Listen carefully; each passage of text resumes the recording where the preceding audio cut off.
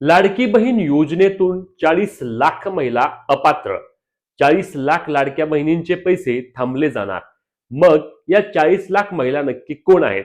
मित्रांनो, तुम्ही देखील मागील 1-2 दिवसांपासून सर्वच माध्यमांमध्ये ही बातमी पाहत असाल की लाडकी बहीण योजनेमध्ये तब्बल 40 लाख महिला या ठिकाणी बाद होणार आहेत. आता या 40 लाखांमध्ये तुमचा तर समावेश नाही ना? तुम्हाला आता योजनेचे पुढचे पैसे मिळणार का नाही?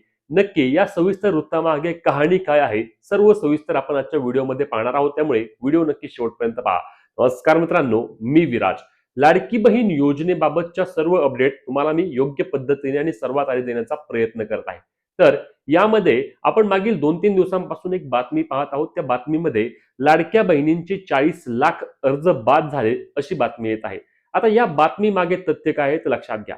लाडकी बहीण योजनेमध्ये जून महिन्यामध्ये साधारणपणे या वर्षीच्या जून महिन्यामध्ये 25,40,000 लाडक्या बहिणींना त्या ठिकाणी योजनेचा लाभ थांबवण्यात आला होता. 25 लाख.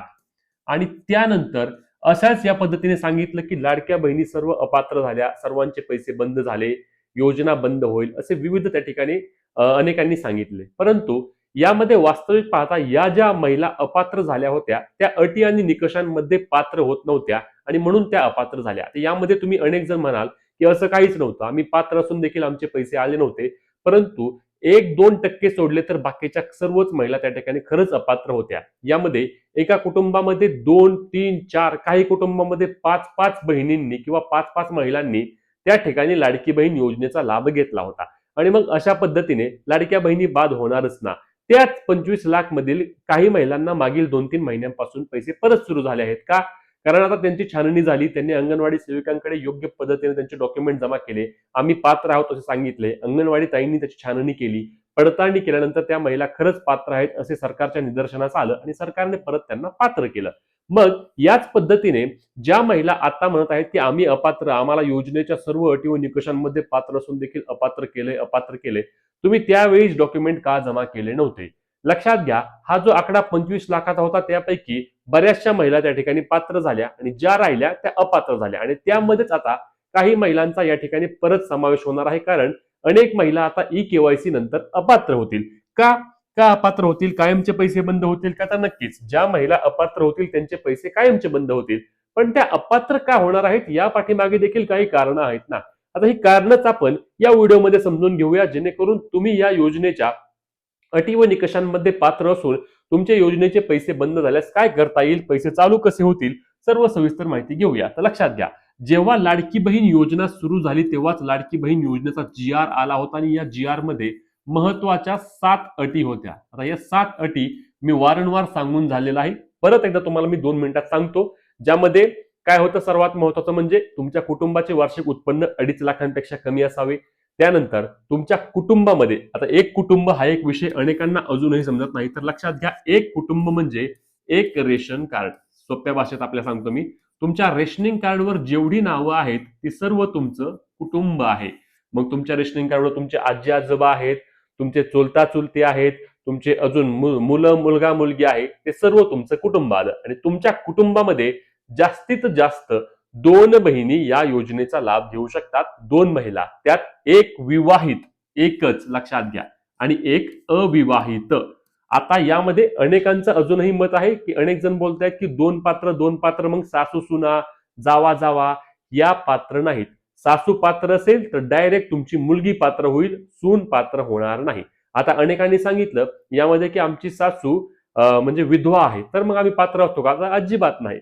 सासू तुमची विधवा असेल तर देखील तिची ई-केवायसी करताना तुम्हाला त्या ठिकाणी विवाहित निवडून पुढे तुम्हाला त्यामध्ये जाऊन त्यांच्या पतीचे निधन झाले आहे असे निवडता येतं. म्हणजेच की विवाहित हा मुद्दा जिथे आला तिथेच तुमची सासू संपली आणि मग सासू आणि सून मध्ये दोघींपैकी एकच पात्र राहणार आहात. दोघीही पात्र नाहीत, विधवा असेल तरी देखील. हा एक प्रश्न मला अनेकांनी विचारला होता.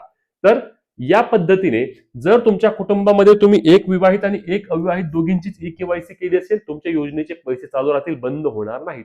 त्यानंतरचा मुद्दा काय होता? कुटुंबामध्ये 4 चाकी वाहन कोणाच्याही नावावर नसावे. लाडकी बहीण नाही तर कुटुंब. त्यानंतर ITR, इन्कम टॅक्स रिटर्न भरणारं कुटुंब नसावं. त्यानंतर कुटुंबामध्ये कोणीही सरकारी नोकरीला नसावे.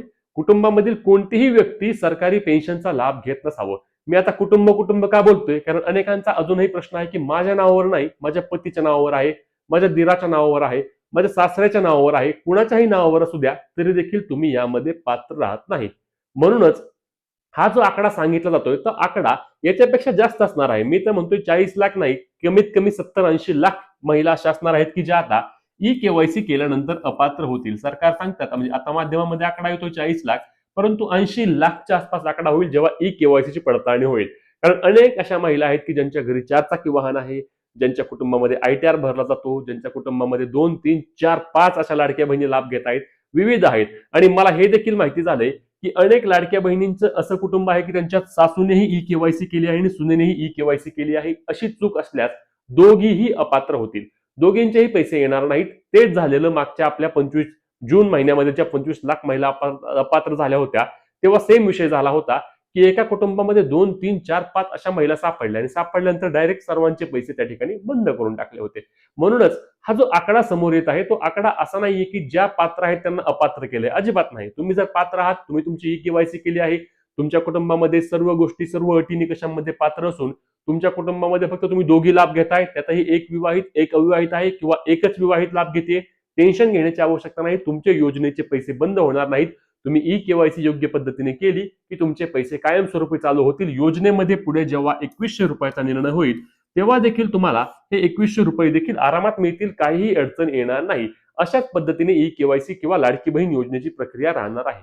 यामध्ये असा 40 लाख महिलांचा आकडा आल्यामुळे अनेक महिला घाबरून गेल्या आहेत, तर अजिबात घाबरण्याची आवश्यकता नाही.